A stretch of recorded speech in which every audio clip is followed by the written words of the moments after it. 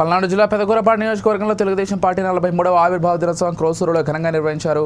క్రోసూరు మండల కేంద్రంలోని ఎన్టీఆర్ సర్కిల్ వద్ద తెలుగుదేశం పార్టీ జెండా ఆవిష్కరణ కార్యక్రమంలో పెదకూరపాడు నియోజకవర్గ శాసనసభ్యుడు భాష్యం ప్రవీణ్ పాల్గొని జెండా ఎగరేసి ఎన్టీఆర్కు నివాళులర్పించారు. పెదకూరపాడు నియోజకవర్గంలో ప్రతి గ్రామంలో ఆవిర్భావ దినోత్సవ వేడుకలను ఘనంగా నిర్వహిస్తున్నారని భాష్యం ప్రవీణ్ తెలిపారు.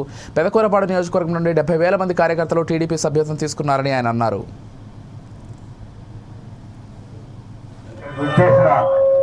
తెలుగుదేశం పార్టీ నాయకులకు కార్యకర్తలకు అందరికీ కూడా మన పార్టీ ఆవిర్భావ దినోత్సవ శుభాకాంక్షలు తెలియజేసుకుంటున్నాను. మన నాయకుడు అన్న నందమూరి తారక రామారావు గారు 1982 మార్చి 29న పార్టీని స్థాపించడం జరిగింది.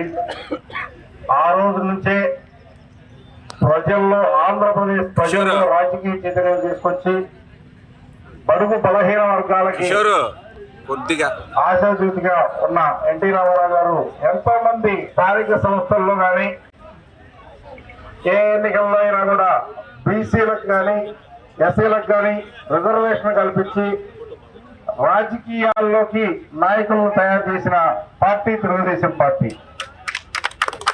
అట్లనే తెలంగాణలో పటేల్ పట్వారీ వ్యవస్థను రద్దు చేసిన పార్టీ తెలుగుదేశం పార్టీ.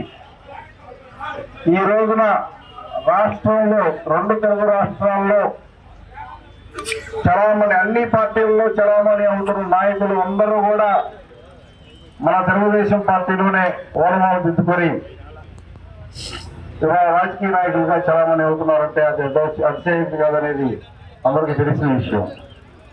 అటువంటి తెలుగుదేశం పార్టీలో